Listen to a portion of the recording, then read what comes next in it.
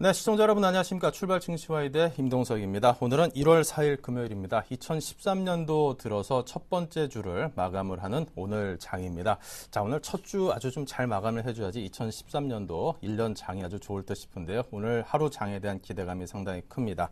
자, 출발 칭시와이대 1부 순서는 지상파 DMB 채널 U1 그리고 KT 올레 IPTV와 LG U 플러스 TV로도 함께 시청하실 수 있습니다. 많은 시청과 참여를 부탁을 드립니다. 자, 간밤 뉴욕 증시가 양적 완화의 조기 종료 검토 소식에 소폭의 약세를 나타냈다고 합니다. 다우존스 산업평균지수는 전일보다 21.19포인트가 내린 13,391.36에 거래를 마감하는 약세장을 보였습니다. 자, 오늘 우리 장은 과연 이 영향을 받을지 아니면 그로부터 자유로울지도 관심이 상당히 큽니다. 자, 1부에서 준비한 주요 코너들 소개를 해드립니다. 네, 메리츠 종금증권 영동점의 강정원 부장과 함께 한 주간 제시했던 관심주 수익률을 점검하고요. 오늘장 관심주로 높은 수익률을 보였던 미디어 플렉스를 한 번 더 추천한다고 하는데 잠시 뒤 그 자세한 내용을 듣겠습니다. 한 증권사에서 코스피가 이미 과열권에 진입을 했고 달러 환산한 코스피가 채널 상단에 근접했다고 보는 좀 반갑지 않은 그런 의견이 나왔네요. 틀렸으면 좋겠습니다. 고수들은 과연 현재 시장을 어떻게 바라볼지 이득 후의 작전 타임에서 시장 전망과 투자 비법 공개합니다. 여의도 리포트에서는 신영증권 압구정점의 정광희 대리가 IT 업종의 1월 효과가 기대된다고 합니다. 특히나 최근 환율 하락에도 IT는 끄떡없는데요. 그 자세한 내용을 분석해 보도록 하겠습니다.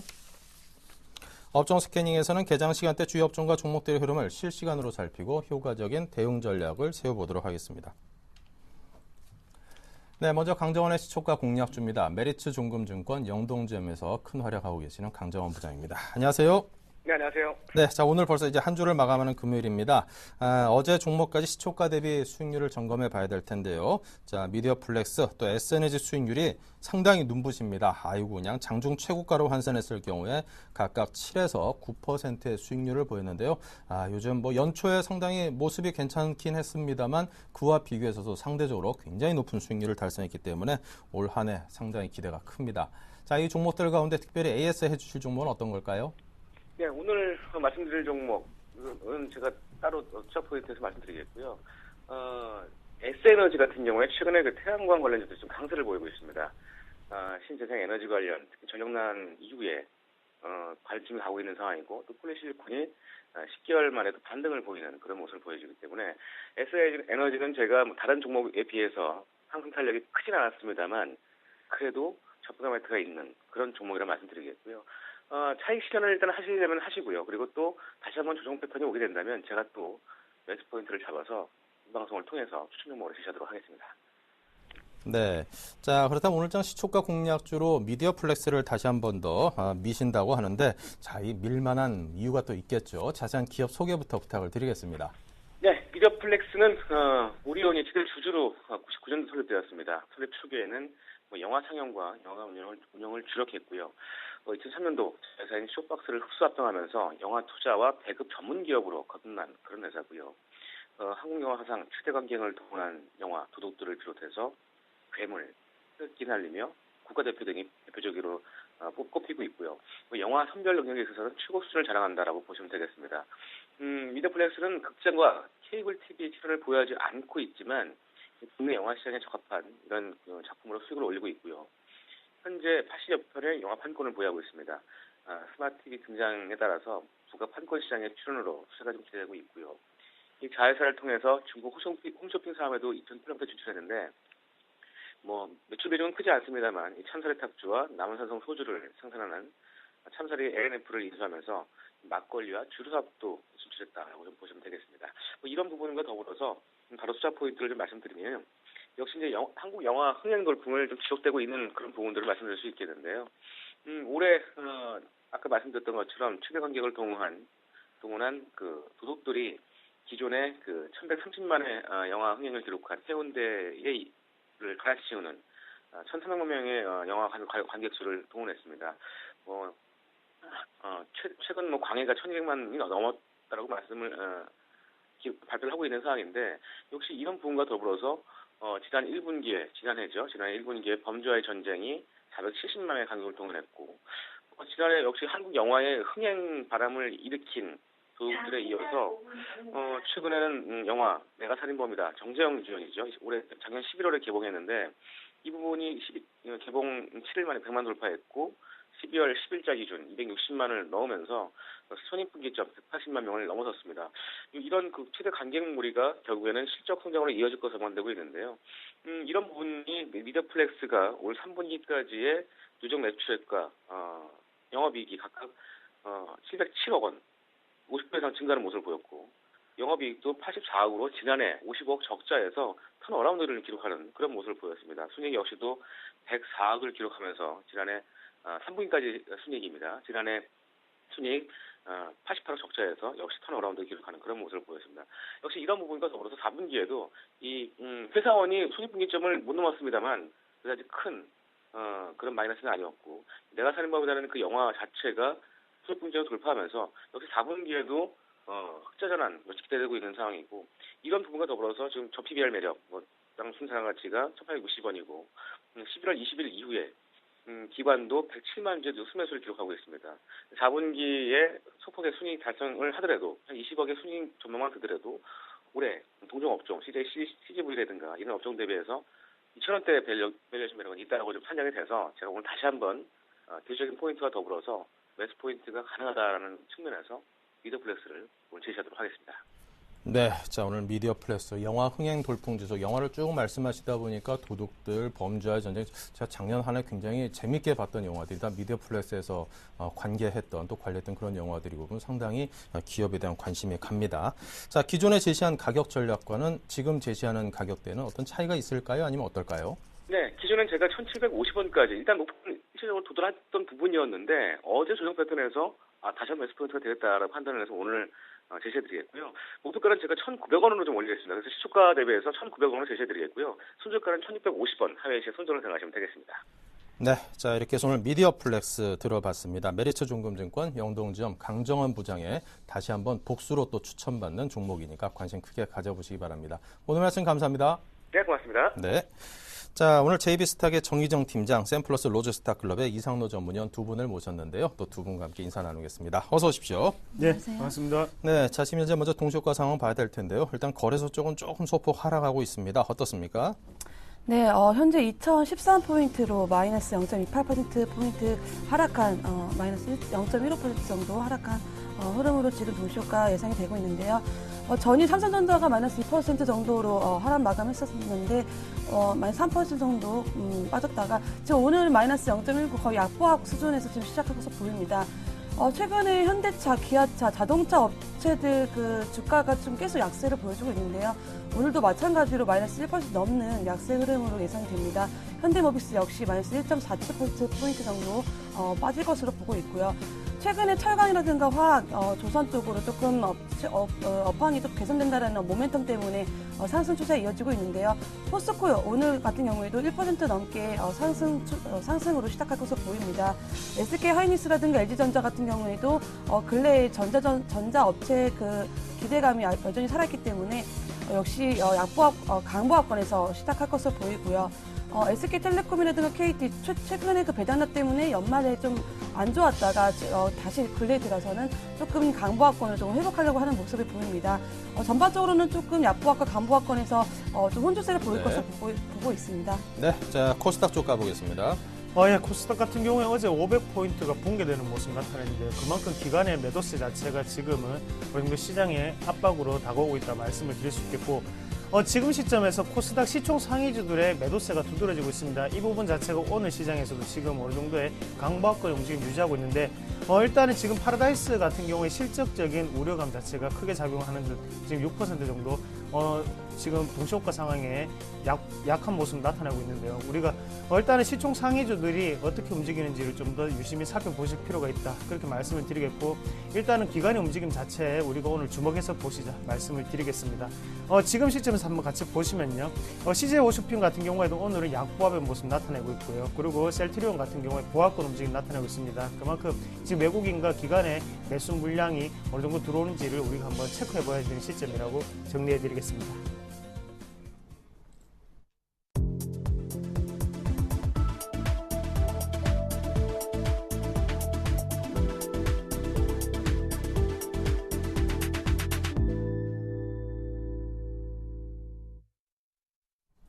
네, 자 동시효과 때는 한 5포인트 가까이 빠지기까지도 했던 거래소가 개장 때는 그래도 0.28포인트 하락으로 낙폭을 줄였습니다. 0.01% 약보합세로 출발을 했습니다. 코스닥은 0.12%가 상승한 499.68, 거의 500포인트 선에서 출발을 했습니다. 좀 특징적인 거를 살펴보자면 현대차가 4% 가까운 하락을 하면서 장에서 상당히 좀 낙폭을 키우는 그런 모습을 전일 보였는데요. 오늘은 0.73% 하락, 현대모비스도 1.84포인트, 기아차 0.55% 하락으로 하락은 하락입니다만 그 낙폭에 있어서 그 폭에 있어서 기세를 상당히 좀 줄인 모습입니다. 어떻게 보면은 이 자동차 관련해서 현대차, 기아차 같은 거는 엔화 약세 영향을 그대로 받겠지만 그와 관련해서 함께 떨어진 현대글로비스라든가 이런 종목들에 대해서는 한번 좀 좋은 그 매수기로 활용을 해볼 타이밍일 수도 있지 않겠는가 그런 생각도 개인적으로 듭니다.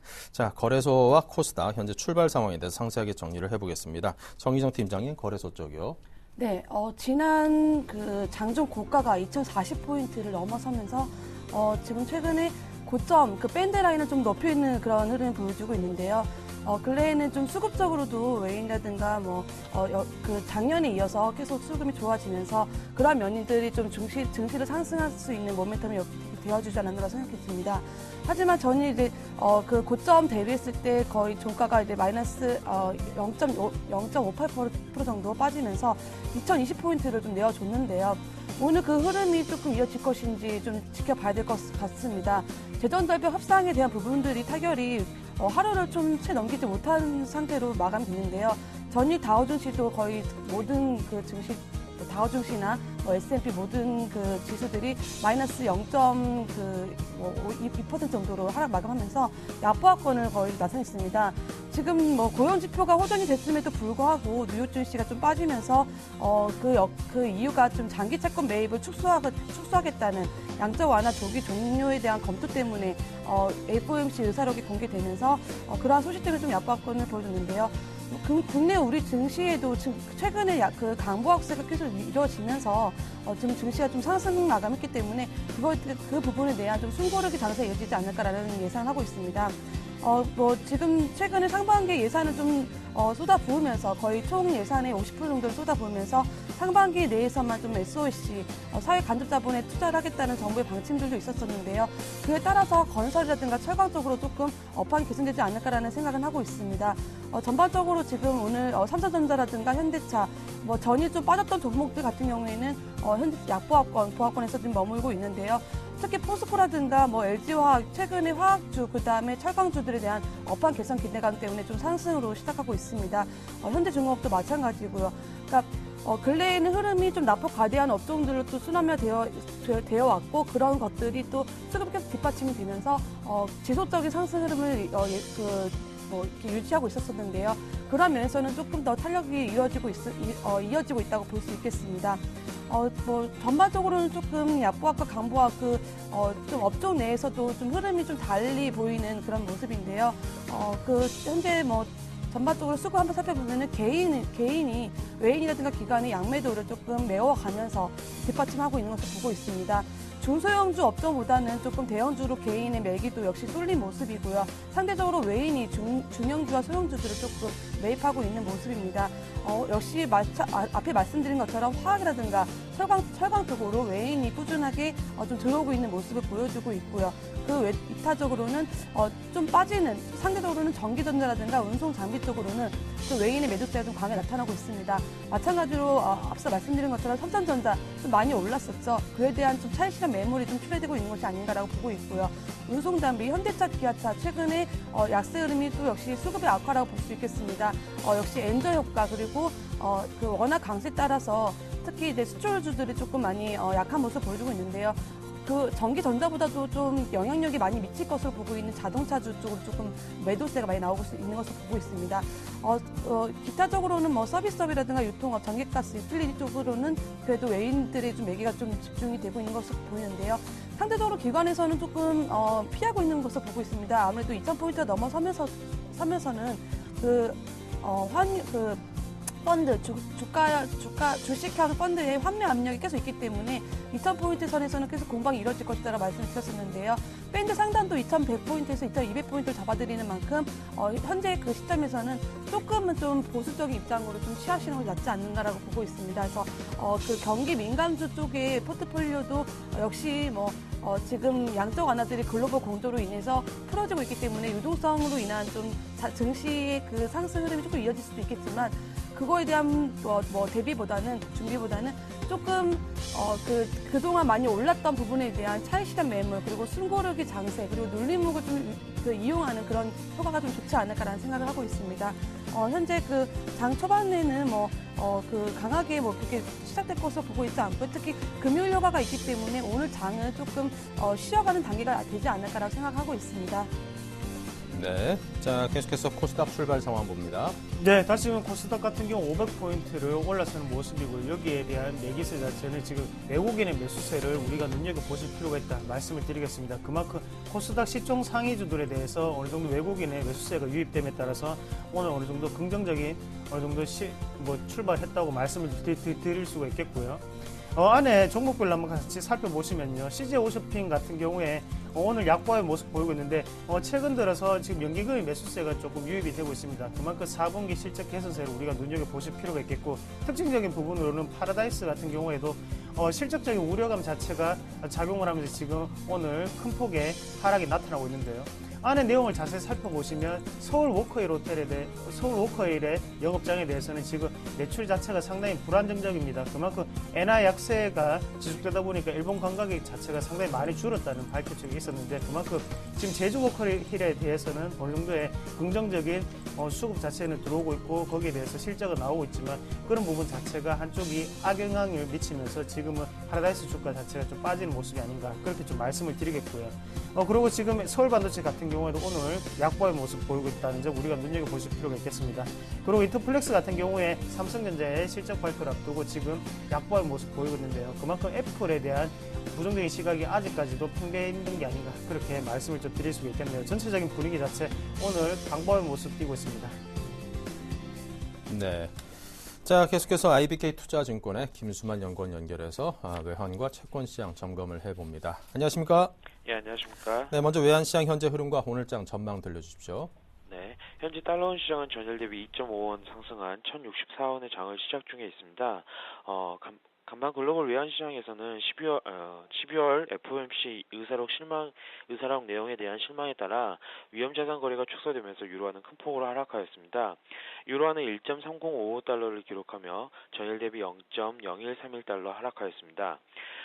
전일 발표된 12월 FOMC 의사록에 따르면 지난 연말 오퍼레이션 트위스트 종료에 따라 새롭게 시행된 매달 850억 달러 규모 자산 매입 프로그램 QE4가 올해 안에 종료될 것으로 전망하고 있고 구체적인 시기에 대해서는 위원들 사이에 의견 불일치가 있는 것으로 나타났습니다. 예상보다 빠른 시기에 4차 양적 완화를 종료한다면 그간 위험 거래를 강하게 지지하던 한 축이 무너지면서 달러화가 강세를 보일 것으로 전망되어 유로화는 큰 폭으로 하락하였습니다. 금일 국내 외환시장 같은 경우에는 QE4 프로그램이 조기 종료될 가능성이 높고 미국 재정위기를 둘러싼 잡음이 지속되고 있어서 달러와 약세의 흐름은 제한될 것으로 보입니다.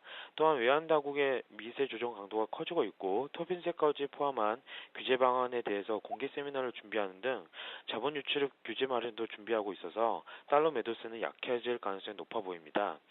다만 외국인의 국채 선물 및 주식 매수세에 의해 자금 유입이 지속된다면 달러원 환율 상단 역시 제한될 가능성이 높아 좁은 박스권 흐름이 예상되고 있습니다. 따라서 금일 달러원 환율 레인지는 1,058원에서 1,063원으로 예상하고 있습니다. 네. 자, 이어서 채권 시장도 들려주십시오. 현재 3년 국채 선물은 0.03포인트 하락한 106.14포인트로 장을 출발하고 있습니다. 앞서 말씀드린 패드의 QE4 조기 종료 가능성이 부각되면서 직격탄을 맞은 미 국채 시장은 큰 폭의 약세 양상을 보였습니다. 10년 만기 미 국채 수익률은 전일 대비 8bp 상승한 1.91%를 기록하였는데요. 전일 발표된 미국 노동부의 지난주 실업보험 청구자 수는 시장 예상치를 상회한 1만 명 증가한 37만 2천 명을 기록하면서 미 고용 상황에 대한 우려가 커지면서 국채 시장에 좀 긍정적인 흐름을 보였었는데요. 이후 발표된 ADP에서 12월 민간 부분 고용을 시장 기대치에 크게 상회한 21만 5천 명 증가하는 것으로 발표하면서 고용 지표에 대한 우려가 좀 불식되면서 미 국채 시장에 미치는 영향도 제한되었습니다. 그러면서 미 국채 시장은 큰 폭의 약세를 보이면서 끝났는데요.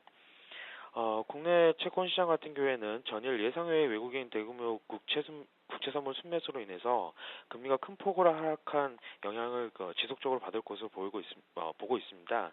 일단 다음 주 금토일을 앞두고 정책금리 인하와 추가적인 원화 절상에 베팅하는 외국인 국채 선물 순매수가 지속될 것으로 보이고 있고요.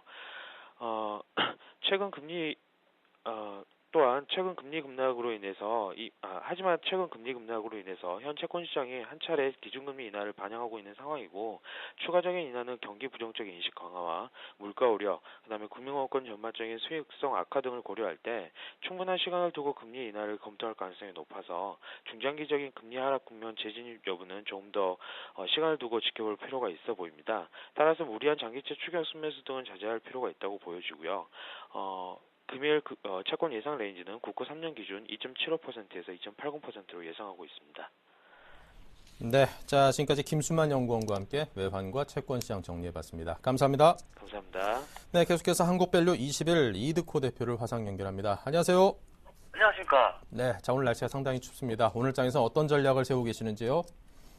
네, 재정전력 협상 타결로 인해서 한껏 기대감이 부풀었던 증시가 어제 조정이 왔습니다.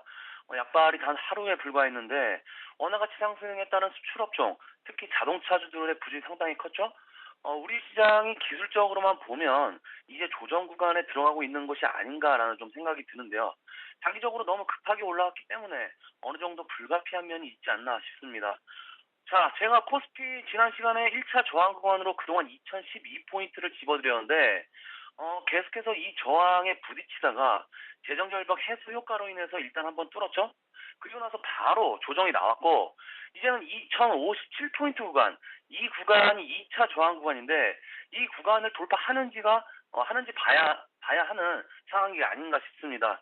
글쎄요, 일단 재정전력이 합의가 됐다고 많이들 환호성 지르시면서 주식도 같이 지르시는데 무디스 같은 국제 신용평가사가 미국의 신용등급 강등을 막을 정도로 충분치 않다고 지적한 것만 봐도 이번 타협안이 얼마나 땜질 처방인지 직감할 수 있겠죠.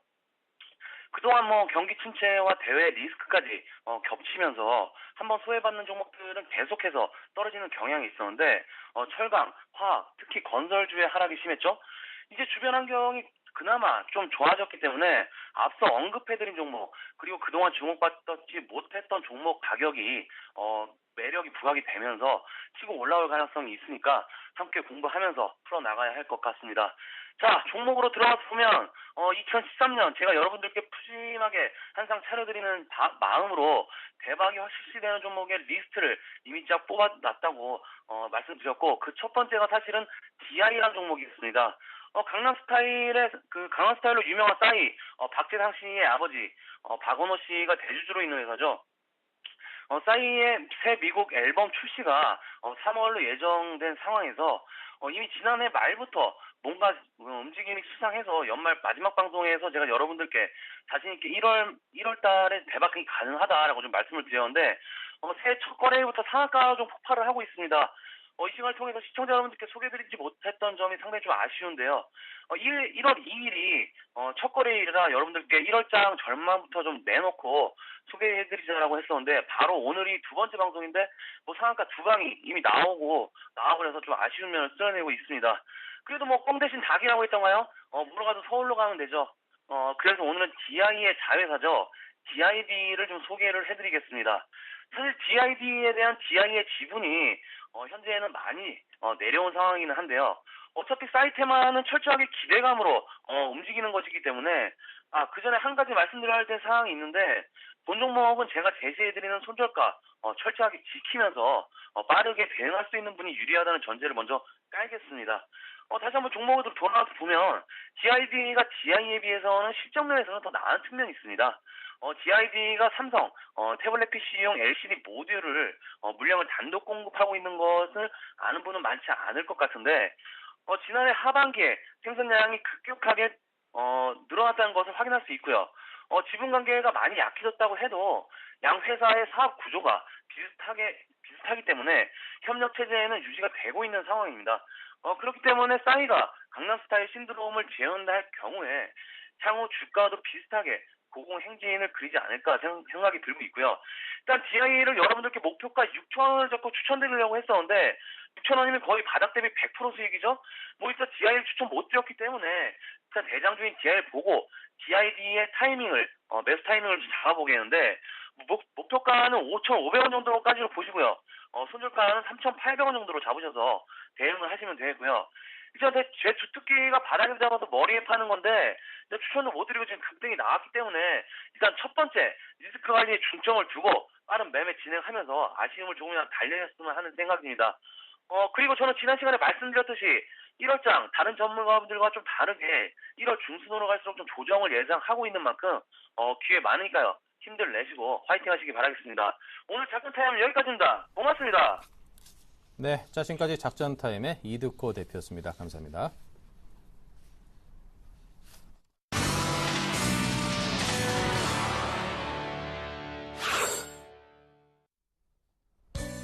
네, 안녕하세요. 여의도 리포트 김보람입니다. 미국의 재정절벽 합의안 타결 호재가 시장에 이미 어느 정도 반영됐다는 평가 속에 시장은 또 다른 추가 상승 재료를 찾는 모습인데요. 네, 그렇다면 전문가들은 어떠한 시장 변수에 주목하고 있고 그 안에서 투자 아이디어는 어떻게 제공하고 있는지 이 시각 증권사 리포트를 통해 확인합니다. 먼저 삼성증권은 세대 간 소비 트렌드 차별화로 본 투자 아이디어를 공개합니다. 현대증권은 스텝 바이 스텝 그리고 어게인 2005년을 기대해본다고 정리했고요. 신한금융투자 N봉스쿨 달러보다는 N이 더 문제라고 지적됐습니다. 동양증권은 시장 추가 상승 재료는 무엇일지 찾아보고요. 마지막으로 신영증권에서는 IT 업종의 1월 효과 기대에 대해서 살펴봅니다. 이 가운데 삼성증권부터 자세하게 확인해 보겠습니다. 최근 2030 에코 세대와 5060 베이비붐 세대 간의 차별화된 소비 패턴이 고착화되면서 이를 이용한 투자 아이디어를 찾아봤습니다. 개인지향적 가치관을 갖고 있는 2030 에코 세대의 수혜 업종으로는 스마트 디바이스 및 여행 관련주를 제안했습니다. 한편 자기 보상 심리가 강화되고 있는 5060 베이비붐 세대 수혜 업종으로는 헬스케어와 레저 관련주에 주목할 것을 제안했는데요. 구체적으로 관련 종목으로 2030 세대 수혜주는 삼성전자, 삼성 SDI, KG 이니시스, 모두 투어를, 5060 세대 수혜주로는 영원무역, 코오롱 머티리얼즈, 인포피아, 휴비츠, 시즌을 꼽았습니다. 이어서 현대증권입니다. 자동차 관련 업종이 엔화 약세대 원화 강세에 따른 수출 경쟁력 약화 우려에 동반 하락하면서 새해 증시에 가벼웠던 출발에 제동이 걸렸습니다. 반면 글로벌 선진국들의 양적 완화 동조화 재개로 상당 기간 원화 강세가 지속될 것이라는 전망 속에 제품 가격 인상 가능성이 제기된 CJ 제일제당, 빙그레 등과 폴리실리콘 가격 반등 소식과 함께 태양광 관련주들은 강세를 보였는데요. 현대증권은 현재 매크로 측면의 개선 흐름과 기대 요인이 증시 상승 압력으로 작용할 것이라고 보고 있습니다. 아울러 현재 시장 흐름이 지난 2005년과 상당히 닮아 있다는 점을 제시하면서 중형주 중심의 스텝 바이 스텝 과정이 전개될 것이라고 전망했습니다. 다음은 신한금융투자입니다. 최근 시장 움직임의 주요 변수는 환율입니다. 이 시점에서 그 영향을 고민해볼 필요가 있는데요. 과거 사례를 볼 때 원화 강세는 금융, 항공, 전기가스 업종에 우호적이었습니다. 반면 화학, 자동차, 철강, 전기전자 업종에는 부담으로 작용하는 것이 일반적이었는데요. 이러한 결과를 토대로 볼 때 외국인 매수세가 본격화된 11월 29일 이후 업종별 움직임을 살펴보면 외국인과 기관은 환율 변수를 감안한 매매를 했다는 점을 알 수 있습니다. 한편 지금은 달러 움직임보다는 국내와 경쟁 관계에 있는 엔화 약세가 더 부담이라는 점도 지적했는데요. 따라서 앞으로 계속 원화 강세가 지속될 경우 금융업종과 항공 그리고 전기가스 업종에 대한 지속적인 비중 확대가 유리할 것이라고 전망했습니다. 계속해서 동양증권입니다. 미국 재정절벽 해결 기대감은 이미 일정 부분 코스피에 반영된 것으로 판단합니다.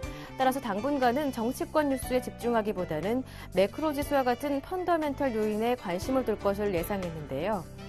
최근 미국의 부동산 소비 부문에 이어 제조업 부문도 회복 조짐을 보이고 있습니다. 중국 또한 경기 회복에 대한 기대감이 형성되고 있는데요. 따라서 이러한 뒤토발 경기 모멘텀이 증시 추가 상승을 이끌어줄 수 있을 것이라고 기대해 봅니다.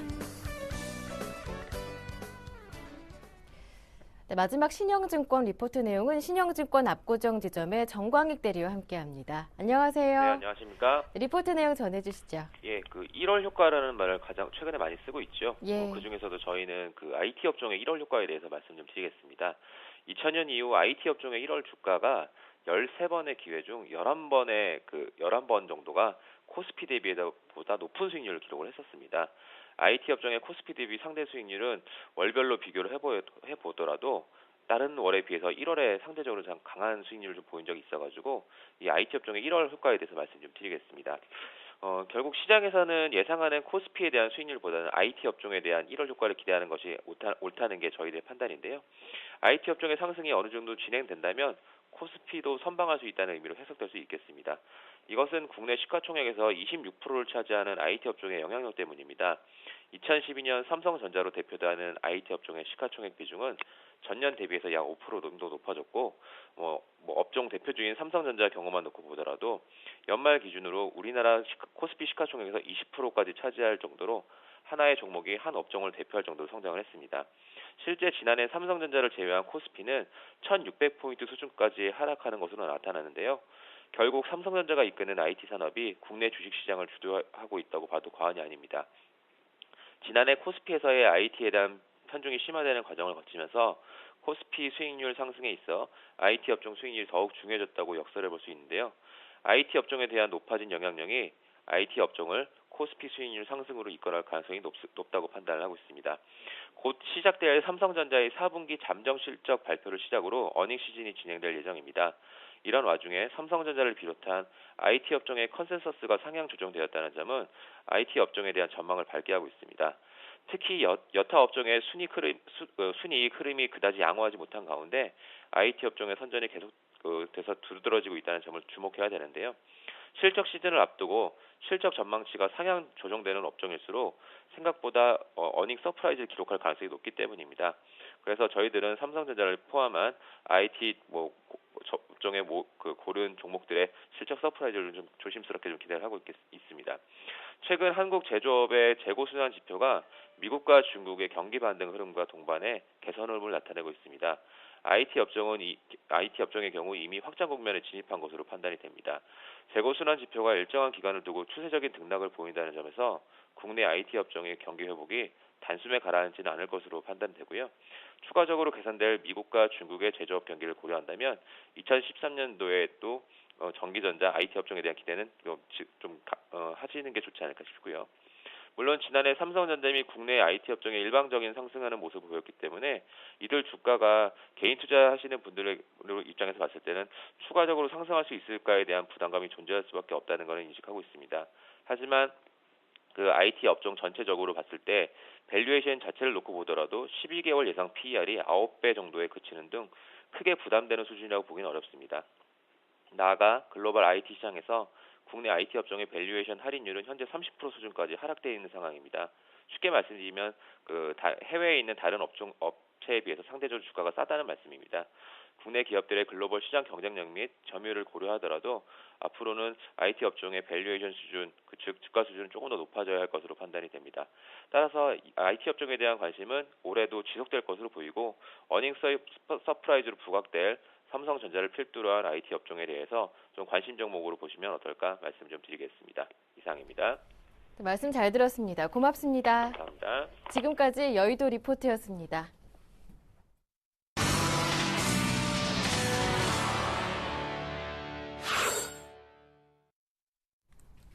네, 우리 시장이 거래소가 조금 낙폭을 키우는 모습입니다. 하지만 그 폭은 다행스럽게 크지 않고요. 한 0.3% 정도 하락한 6.5포인트가 하락한 2012포인트로 현재 장이 흘러가고 있습니다. 코스닥은 반면 500포인트대를 간신히 좀 회복을 한 채 1.36포인트가 상승한 채 있습니다. 양시장의 흐름이 좀 엇갈리고 있고요.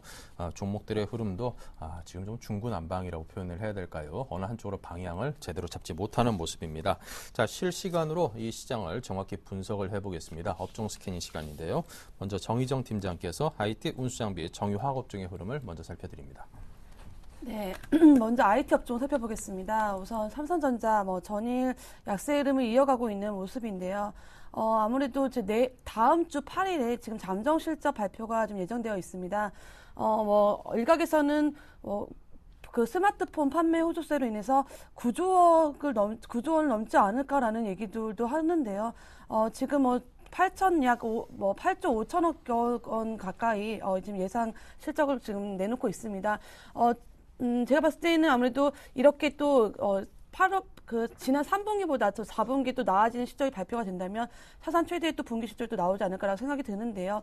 지금 견조하게 갤럭시 S3 등의 그 판매 호조세가 지금 이어지고 있기 때문에 그러한 부분들이 그 제품에 대한 판매 개선세가 조금 더 덧붙여진다면 삼성전자 역시나 지금 작년 2012년에 좀 거한 좀 그 실적을 발표하지 않을까라는 생각이 드는데요. 잠정 실적 발표하기 전에는 항상 그 기대감으로 좀 상승했다가 다시 좀 실질적으로 발표하는 날이라든가 그 전쯤에서 좀 약세 흐름 보여주는 모습들은 보입니다. 그래서 좀 눌림목이 형성될 수도 있다는 그 판단이 들고요. 특히 최근에 외인들이라든가 이제 기관이라든가 이미 많이 오른 종목들로 인해서는 좀 수급적으로 좀 강화되지 않고 빠져나가는 차익 실현 매물들을 내놓고 빠져나가는 흐름들 보이기 때문에 그로 인한 그 차익 실현 매물들도 좀 나오고 있다고 생각이 듭니다. 기본적으로 지금 만약에 이렇게 좀 단기 이평선이 무너진다면 조금 더 빠질 수 있다라는 것들도 염두에 두셔야 될 것 같고요. 포인트 상으로도 지수 거의 그 시가총액 상위 종목으로서 삼성전자가 220조를 넘기 때문에 독주적인 체제를 계속 유지해 왔습니다. 이런 측면에서 코스피도 어느 정도 많이 올라왔고 그에 따른 좀 그 수급적인 측면에서도 빠지는 그런 모습들이 보이기 때문에 지금 최근에 이런 150만 원 좀 넘는 선에서는 좀 아무래도 부담이 될 것 같고요. 눌림을 한번 이용해 보시면 좋지 않을까라는 생각이 듭니다. 반대적으로 좀 SK 하이닉스, LG전자 조금 삼성전자보다도 LG전자가 최근에 단기 조정을 좀 겪고 나서 반등하는 흐름을 보여줬는데요. LG전자 같은 경우에는 지금 옵티머스 G 같은 경우에도 글로벌 판매량도 그렇고 국내에서도 그렇고 조금 소비자들로 하여금 그 판매에 대한 그 부분들 그리고 평가에 대한 부분들이 좀 좋게 나오고 있습니다. 그래서 글로벌 삼성전자와 애플에 이어서 LG전자가 또 이렇게 글로벌 업체에서 좀 상위권을 치닫지 않을까라는 그런 기대감들도 형성이 되고 있는데요. 다음 주 8일부터 또 미국의 그 라스베가스에서 CES가 2013년 CES가 개막이 되는데요. 이때 OLED TV를 지금 제품을 출시할 것으로 보고 있습니다.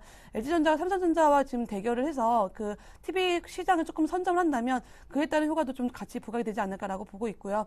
우선은 기술적인 반등이 좀 나왔기 때문에 거기에 대한 부분들이 얼추 이뤄졌다고 보고 있고 만약에 그 반등에 의한 부분에 있어서 고점이 만약에 지지가 된다면 다시 한번 2차 랠리를 보여줄 수도 있겠지만 지금 현재적으로는 역시 기술적 반등 때문에 조금 더 조금 기술적 반등 때문에 조금 더 약세 흐름이 좀 나올 수 있다라는 부분들은 염두에 두셔야 되겠습니다. 다음으로 그 현대차 자동차 업종 좀 보겠는데요.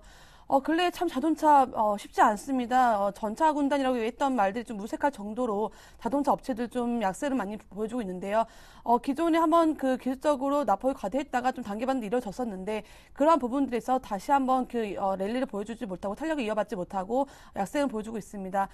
역시나 그 엔저 효과 그리고 원화 강세가 조금 그 발목을 잡고 있는 것을 보고 있는데요.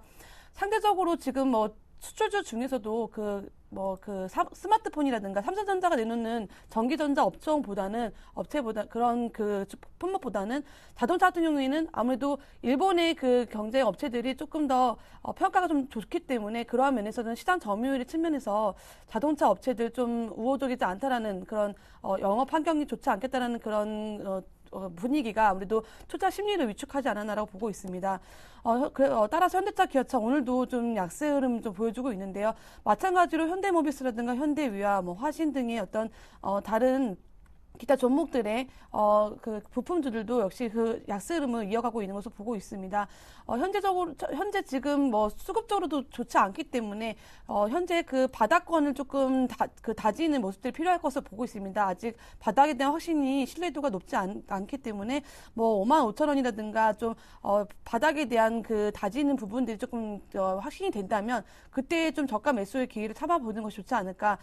현재 떨어지는 칼날을 굳이 잡을 필요는 없지 않을까라는 생각이 듭니다. 다음으로는 그 중공업, 조선업종 좀 보겠는데요. 삼성중공업, 대우조선해양 오늘 좀 강세 흐름 보여주고 있습니다. 반면에 현대중공업은 마이너스 1% 정도 약세 흐름 보여주고 있는데요. 근래에 그 중공업체들이 그 조선 업체들이 조금 반등이 이루어졌다가 좀 약세로 보여주는 했다가 지금 다시 한번 이동평균선 지지라인 확고하면서 올라가고 있습니다. 삼성중공업 역시 조선 업체 중에 3사 중에 또 1등 대장주로서 1.1% 정도 오늘 상승을 보여주고 있는데요. 아직까지 그 박스권 내에서 좀 움직임을 보여줄 것으로 보고 있습니다. 좀 약세로 넘어가자니 아직까지는 좀 가격적인 메리트 그리고 조선 업체 업황에 대한 어떤 지금 2012년에 안 좋았기 때문에 올해에 대한 기대감 이런 것들이 실려서 이렇게 지금 현재 그 흐름을 만들고 있는데요.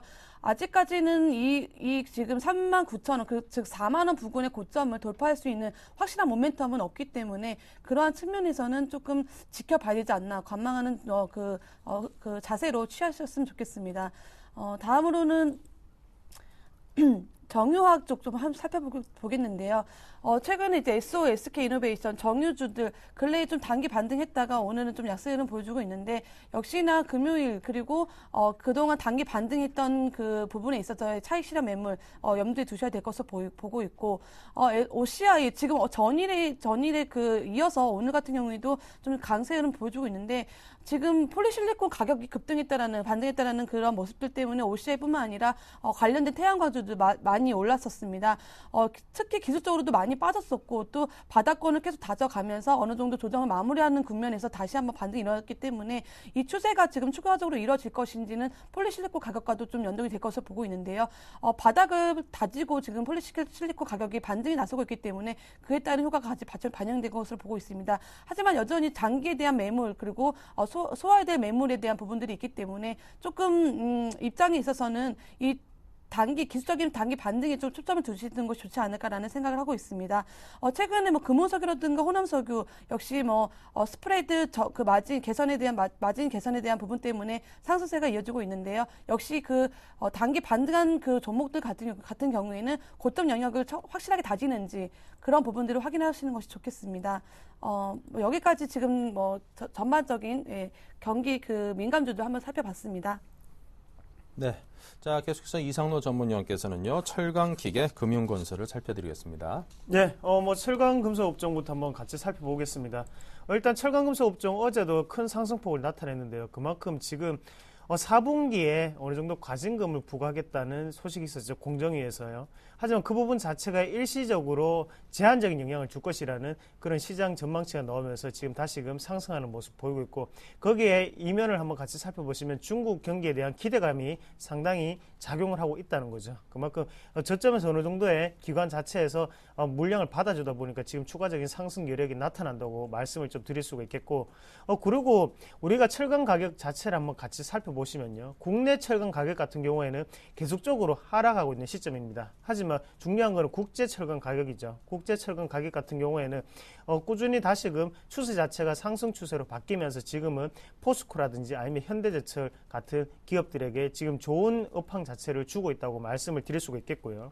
그래서 포스코 차트를 좀 더 자세하게 보면서 말씀을 좀 드리면요. 일단은 전 시간에도 말씀을 드렸듯이 지금 추세대 자체를 지금 돌파했는 시점입니다. 그래서 지금 같은 경우에는 우리가 일단 매수권으로 잡으셨으면 35만 원대가 매수권이 되겠고요. 하지만 지금 같은 경우에는 40만 원대에서 39만 원대는 우리가 1차적으로 매도를 해야 되는 시점으로 접근을 하셔야 된다고 말씀을 좀 드릴게요. 그만큼 장기적인 모멘텀 자체는 지금 철강 금속 업종이 상당히 좋습니다. 하지만 단기적인 트레이딩 관점에서는 천천히 움직일 수 있다는 거죠. 그만큼 변동폭 자체가 크게 나타나는 주식들이 아니기 때문에 그 부분을 유념하셔서 우리가 장기 투자 관점에서 좀 대응하시자고 말씀을 좀 드리겠고 일단은 철강 금속 업종 같은 경우에는 추세 자체가 장기적으로 움직이죠. 그만큼 1년이나 아니면 2년 사이클로 움직이기 때문에 그 부분을 우리가 한 번 더 참고하실 필요가 있겠고요. 그 기계업종 같은 경우에 같이 한번 살펴보시면요.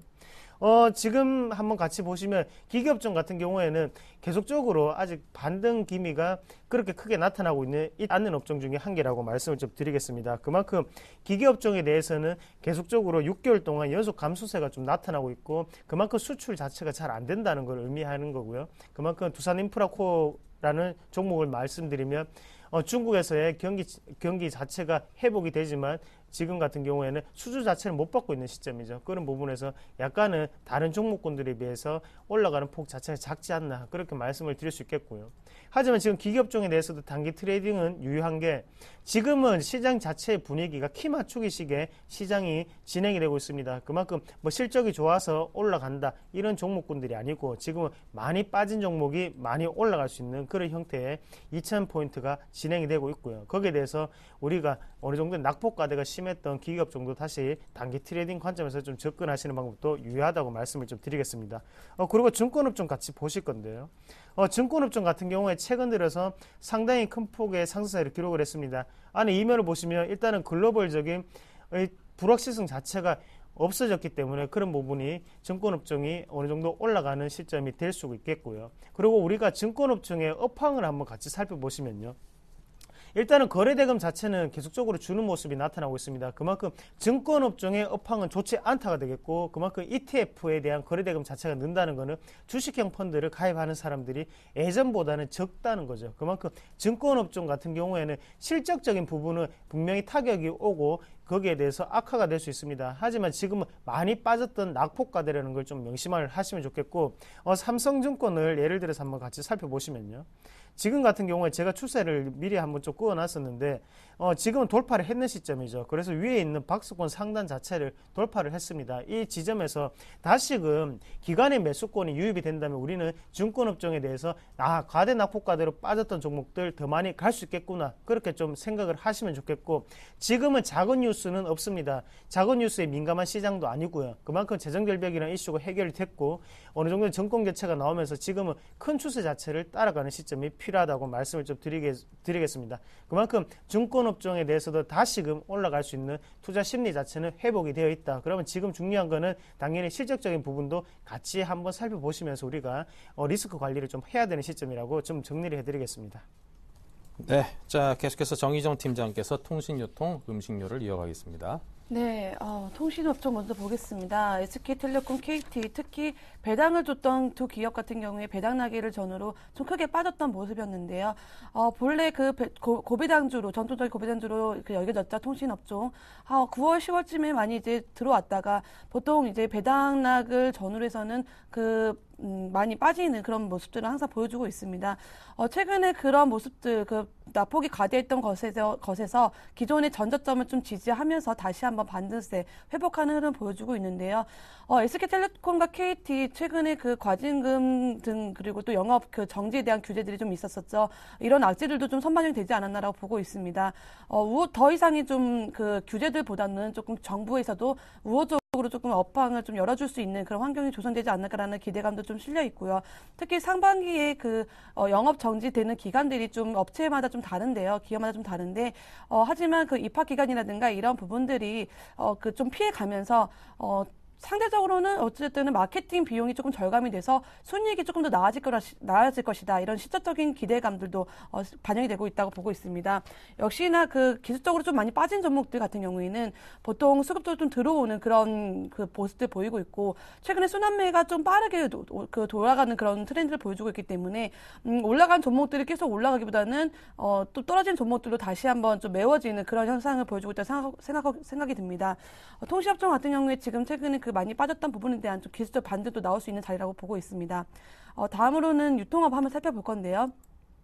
롯데쇼핑, 최근 흐름 좋습니다. 5일선, 11선 꾸준히 타면서 이탈하지 않고 추세적인 우상향 모습들을 계속 그려나가고 있는데요. 지금 어떤 작년에 대형 마트들 이런 쪽으로 규제를 좀 줬지만 역시나 백화점이라든가 아니면 편의점 이런 쪽으로는 실질적인 부분에 있어서 판매가 좀 우호적이었기 때문에 그러한 면에서는 롯데쇼핑 크게 영향이 미치지 않았다라는 판단이 들고 있습니다. 슈퍼마켓 같은 경우에도 워낙에 판매가 좋았고 백화점에 대한 실적에 대한 부분들도 개선이 됐기 때문에 그러한 모멘텀이 좀 반영이 되지 않았나라고 보고 있고요. 오늘 GS 리테일과 현대업 쇼핑 1% 넘는 강세를 보여주고 있는데 GS 리테일 같은 경우에는 최근에 이제 급락에 대한 사유가 또 이마트가 또 편의점을 출점한다라는 소식 때문에 규모가 큰 돈이 많은 대기업이 좀 경쟁 상태로 들어온다면 그 업황이 좀 좋아지지 그 경쟁 업황이 좀 악화되지 않을까라는 그런 우려 때문에 좀 많이 빠진 것으로 보고 있습니다. 하지만 역시나 GS 같은 경우에 워낙 그 규모의 경제, 즉 점포수를 워낙에 많이 확점을 하고 있었기 때문에 이마트가 편의점을 출점한다고 하더라도 그런 대한 영향은 좀 미미하지 않을까라는 기대 때문에 그런 면에서는 조금 그 전저점을 좀 지지하려는 움직임을 보여주고 있는 것으로 보고 있습니다.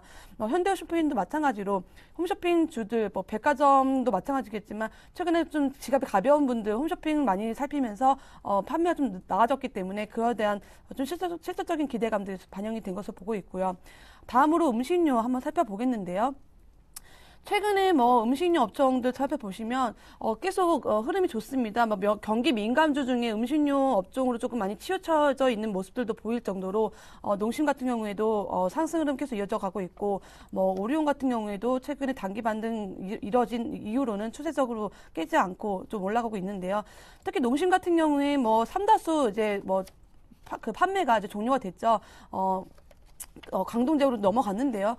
판매 종료가 된 이후에도 라면 같은 경우에 라면 시장 점유율이 조금 회복이 되고 있고 또 프리미엄 라면, 블랙 신라면 같은 경우에도 가격이 좀 높은 그 제품 같은 경우에도 꾸준하게 판매가 좋아지고 있기 때문에 그러한 면에서는 좀 제품 라인업이 좀 확실하게 되고 있다라고 판단이 되고 있습니다. 그래서 농심 같은 경우에도 최근에 박스권 내에서 조금 갇혀 있다가 다시 한번 박스권 산달 돌파하면서 올라오기 때문에 기존의 고점 형성했던 29만 6천 원, 즉 29만 원에서 29만 5천 원 부근까지는 다시 한번 고점 형성할 수 있는 탄력이 좀 만들어지고 있지 않나라고 보고 있습니다. 하지만 그 고점 매물은 한번 소화될 수 있을지에 대한 부분들은 확인하고 가시는 것이 더 좋겠습니다. 그래서 제가 봤을 때는 포트폴리오로 경기 민감주도 좋겠지만 경기 내수주, 그러니까 민감하지 않는 비민감주들도 같이 포트폴리오에 편입하시는 것이 좋지 않나라는 생각들을 하고 있습니다. 네, 자 테마주 좀 살펴보겠습니다. 오늘은 태양광 테마주도 좀 상세하게 들여다보겠습니다. 네, 태양광 테마주 연일 상승세를 나타내고 있는데요. 그만큼 상당히 낙폭 자체가 상당히 컸던 종목군들입니다. 거기에 대해서 폴리시리콘 가격 자체가 어느 정도의 급등세를 나타내면서 지금 올라가는 시점이라고 말씀을 드릴 수가 있겠고요. 그만큼 업황에 대한 기대감이 지금은 존재하고 있고 그리고 코스피의 특징적인 부분과 일맥상통한다고 말씀을 드릴 수가 있는 게 그만큼 순환매 장세가 연출이 되면서 지금은 낙폭과대가 컸던 지금 태양광 관련주가 오른다고 말씀을 좀 드리겠고요. 그리고 워렌 버핏도 세계 최대의 건설 어느 정도의 태양광 발전소의 건설에 대해서 21억 달러를 투자한다는 소식도 있었죠. 그만큼 워렌 버핏이 투자한다는 소식 자체도 긍정적으로 작용하는 시장이라고 말씀을 드릴게요. 그만큼 오시아의 주가 차트를 좀 자세히 보면서 좀 더 추가적인 설명을 드리면요.